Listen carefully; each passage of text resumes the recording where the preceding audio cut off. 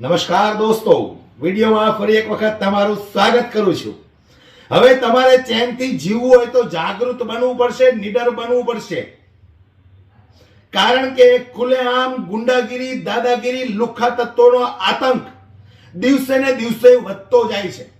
એનું એક જ કારણ છે ભારતીય જનતા પાર્ટીની સરકાર, જે દાવાઓ કરે છે કે 100 કલાકની અમે અંદર આ ગુંડાઓનું લિસ્ટ તૈયાર કરીશું। ગુંડાઓના લિસ્ટ, તમે કયા ગુંડાઓના લિસ્ટ તૈયાર કરો છો? ચપ્પલ ચોરના? અસલમાં જે ગુંડાઓ છે એમના લિસ્ટ તૈયાર કરવાની જરૂર છે। અને એના લિસ્ટ તૈયાર કરવાની ક્યાં જરૂર છે સાહેબ? સમગ્ર ગુજરાતની જનતાને ખબર છે, સિવાય કે અંધભક્તો। સમગ્ર ગુજરાતની જનતાને ખબર છે કે સૌથી મોટા ગુંડાઓ ક્યાં છે, કઈ પાર્ટીમાં છે અને કેવા જલસા કરે છે અને કેવા 2 નંબરના કામો કરે છે। ત્યારે મારે ફરી એક વખત આજે વાત કરવી છે દોસ્તો, વિડીયોને વધુમાં વધુ શેર પણ કરજો। ગોંડલની અંદર એક યુવકને 3 શખ્સોએ ઢોર માર માર્યો। તમે જોયા હશે એમના વિડીયો, ફૂટેજ, ફોટાઓ। ત્યાર પછી ગોંડલની અંદર પાટીદાર સમાજના લોકોએ રેલી કાઢી અને ત્યાં સુધી કઈ નહીં, પણ જ્યારે ગોંડલની જનતાએ શનિવારે ગોંડલ સ્વયંભૂ બંધ રહેશે આવી ચીમકી આપી, એટલે હર્ષ સંઘવીને એમ થયું કે ઓહો, આ તો મામલો ખૂબ બિચકી ગયો। એટલે તરત જ ભારતીય જનતા પાર્ટીના ધારાસભ્યો આ યુવકને મળવા માટે હોસ્પિટલમાં પહોંચ્યા, એની ખબર પૂછવા માટે હોસ્પિટલમાં પહોંચ્યા। ત્યાં સુધી તો કઈ નહોતું, પણ જ્યારે એવું લાગ્યું કે ભાઈ આ મામલો ખૂબ ઉગ્ર બને એમ છે, એટલે તરત જ આ લોકો ત્યાં પહોંચ્યા। પણ આ વાતને લઈને આમ આદમી પાર્ટીના નેતા ગોપાલ ઇટાલિયા કઈ કાચું કાપે એવા નથી। ગુજરાતના ગૃહમંત્રી હર્ષ સંઘવીના ભૂકા બોલાવી નાખ્યા દોસ્તો। આવો જરા આપણે ગોપાલ ઇટાલિયા શું બોલ્યા છે એમની ઉપર એક નજર નાખીએ। વિડીયો પૂરો સાંભળજો, ખૂબ મજા આવશે દોસ્તો। નમસ્તે દોસ્તો, હું ગોપાલ ઇટાલિયા। ગોંડલમાં ગુંડાઓ બેફામ, અને ગોંડલમાં જ થોડું, આખા ગુજરાતમાં ભાજપના ગુંડાઓ બેફામ બન્યા છે। હજુ હમણાં 2 દિવસ પહેલા તો ગૃહમંત્રી હર્ષ સંઘવી અને ગુજરાતના ડીજી બે ફાંકા ફોજદારી કરતા હતા કે 100 કલાકમાં ગુંડાનું લિસ્ટ બનાવવું ને આમ કરી નાખું તેમ કરી નાખું। હજુ તો એનું લિસ્ટ બને છે કે બની ગયું કે શું થયું રામ જાણે। ત્યાં તો ગોંડલમાં ગુંડાઓ બેફામ બન્યા છે અને ગુંડાઓએ એક નિર્દોષ યુવાનને બેફામ માર માર્યો। એ પછી જ્યારે એ માર ખાનાર પીડિત યુવાન પોલીસ સ્ટેશનમાં FIR લખાવા ગયો તો ભાજપના રાજમાં ગુંડાઓ કરતા પણ વધુ નાગાઈ ઉપર ઉતરી ગયેલી ભાજપની ગોંડલની પોલીસે FIR નો લખી। 24 કલાક સુધી માર ખાનાર વ્યક્તિની FIR નો લખવામાં આવી। અંતે વિડીયો વાયરલ થયો, લોકોમાં આક્રોશ થયો, લોકોના ટોળા ભેગા થયા। ત્યાર પછી ભાજપની ગોંડલની પોલીસે ગુનો તો નોંધ્યો, પણ મારનારા વ્યક્તિઓની પણ FIR લખી લીધી। એનો અર્થ એવો થયો કે ગુંડાઓથી તો બચવાની વાત પછી રહી, પોલીસથી કોણ બચાવશે? અમરેલીની ઘટના હોય તો પોલીસની ભૂમિકા ગુંડાઓ જેવી, ગોંડલની ઘટના હોય પોલીસની ભૂમિકા ગુંડાઓ જેવી, વીંછિયામાં કોળી સમાજના યુવાનની હત્યાની ઘટના હોય પોલીસની ભૂમિકા ગુંડાઓ જેવી। આ ગુજરાતમાં ભાજપના રાજમાં ભાજપના ગુંડાઓથી બચવું કે પોલીસથી બચવું, જીવવું કે ન જીવવું, આ પ્રશ્ન ગુજરાતમાં ઉભો થયો છે। અને ગુજરાતના હર્ષ સંઘવી અને ગુજરાતના પોલીસ અધિકારી ફાંકા ફોજદારી કરે છે કે 100 કલાકની અંદર ગુંડાઓનું લિસ્ટ બનાવવું। પણ કયા ગુંડાઓ? મોટા ભાગના ગુંડાઓ તો ભાજપમાંથી ચૂંટણી લડીને ધારાસભ્ય બની ગયા છે। કેટલાક ગુંડાઓ ભાજપમાંથી સાંસદ સભ્ય બની ગયા છે। કેટલાક ગુંડાઓ તાલુકા જિલ્લા પંચાયતની અંદર ચૂંટાઈ ગયા છે। કેટલાક ગુંડાઓ મહાનગરપાલિકા અને નગરપાલિકાના સભ્યો ચૂંટાઈ ગયા છે ભાજપમાંથી। બાકી રહ્યા હતા એમાંથી કેટલાક ગુંડાઓ બોર્ડ નિગમની અંદર ગોઠવાઈ ગયા છે। પછી જે ગુંડાઓ બાકી રહ્યા એ ભાજપના તાલુકા જિલ્લાની અંદર કે પ્રદેશમાં નાના મોટા હોદ્દેદારો બની ગયા છે। પછી જે ગુંડાઓ બાકી રહ્યા એ દિલ્હી વયા ગયા છે। ગુંડા જ ગુંડા છે અને તમામ ગુંડાઓ સારી જગ્યા ઉપર બેસી ગયા છે। તો ગુજરાતમાં હર્ષ સંઘવીની કે ડીજીની થોડી એવી હેસિયત છે કે જે ગુંડાઓ તાલુકા જિલ્લા પંચાયતમાં ચૂંટાઈને બેસી ગયા છે એનું લિસ્ટ બનાવે।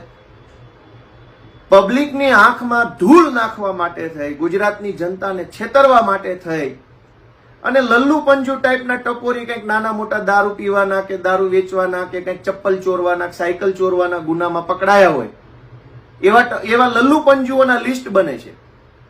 ભાઈ હર્ષ સંઘવીની હેસિયત હોય, ગુજરાતના ડીજી છે એ ભાજપ વાળાથી બીતા ન હોય, ગુજરાતના ડીજી મુખ્ય પોલીસ અધિકારીને જો ભાજપની બીક ન લાગતી હોય તો આપું ભાજપના 50 ગુંડાઓનું લિસ્ટ લખીને આપે મને કે ખાતરીબંધ પગલા લેવામાં આવશે.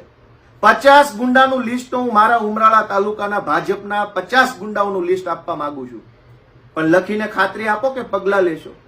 મોટા ભાગના ભાજપના ગુંડાઓની વિરુદ્ધમાં એફઆઈઆર લખવામાં આવતી નથી અને કોઈ ઘટનામાં વિડીયો વાયરલ થાય તો અને તો જ પરાણે પોલીસ વાળા એફઆઈઆર લખે છે.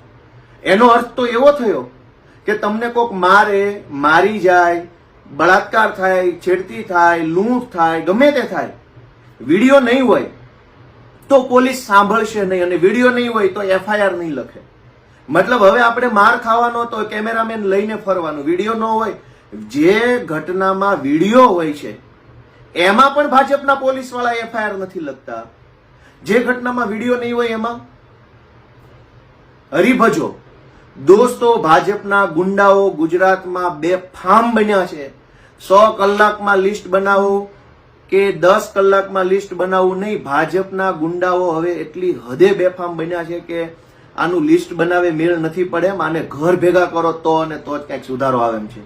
ગોંડલમાં જે કઈ ગુંડાઓ લુખ્ખા તત્વો, તમે જુઓ છાસવારે ગોંડલનું નામ આવે છે અને ગુજરાતના હર્ષ સંઘવીના બુલડોઝરની અંદર એટલો દમ નથી કે ગોંડલમાં જઈ શકે. મોટી મોટી ફાંકા ફોજદારી હર્ષ સંઘવી કરતો હોય છે, બુલડોઝર તો ચાલશે જ, આમ થશે જ, તેમ થશે જ. મોકલભાઈ તારું બુલડોઝર ગોંડલમાં, જો તારામાં તારા બુલડોઝરમાં દમ હોય તો. ગોંડલની અંદર એક છોકરાની હમણાં હત્યા થઈ ગઈ, આ છોકરાને માર્યો, એની પહેલા એક દલિત સમાજના છોકરાને માર્યો, ગોંડલમાં જ કેમ? આ ગુજરાતને હર્ષ સંઘવી મિર્જાપુર બનાવવા માંગે છે, યુપી બિહાર બનાવવા માંગે છે હર્ષ સંઘવી. શરમ આવવી જોઈએ, શરમ ભાજપ વાળાઓને. ડ્રગ્સ વેચાઈ રહ્યું છે, દારૂ વેચાઈ રહ્યો છે, પોલીસ પોતે રીલ બનાવીને વાહવાહી લૂંટે છે. મારા શબ્દો ખરાબ હશે પણ મારી લાગણી ખરાબ નથી, મારી ભાષા બરાબર નહીં હોય પણ મારો આક્રોશ બરાબર છે. મારી ગુજરાતના તમામ લોકોને વિનંતી છે કે ગુજરાતને ભાજપના ગુંડાઓથી બચાવી લો દોસ્તો. ભાજપના ગુંડાથી ગુજરાતને બચાવો. જય હિન્દ. તો આ બાબતે તમારું શું કહેવું છે?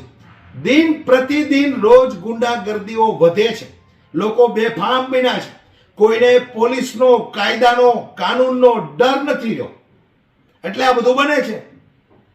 સરકાર પણ ઈચ્છે છે કંઈક ને કંઈક કે આવા નાના મોટા ચબકલા થવા જોઈએ, ત્યાર પછી અમે એક્શન લેશું, એટલે લોકોની અંદર અમારી ઇમેજ સારી રહે કે ભાઈ ભારતીય જનતા પાર્ટી તો ભાઈ ખૂબ સારી એવી પાર્ટી છે. ગુંડાગર્દી કરતા હોય એને તરત જ પકડીને પાઠ પણ ભણાવે છે. ખરેખર જો આ ગુંડાગર્દી ખતમ કરવી હોય તો 30 વર્ષથી ભારતીય જનતા પાર્ટીની સરકાર ગુજરાતમાં છે. અત્યાર સુધી ક્યાં ભારતીય જનતા પાર્ટીના નેતાઓ ગયા હતા? ક્યાં ગયા હતા ગૃહમંત્રી? ક્યાં ગયા હતા મુખ્યમંત્રી? અત્યારે અચાનક તમે આ લિસ્ટ બનાવવા માટે બેઠા છો.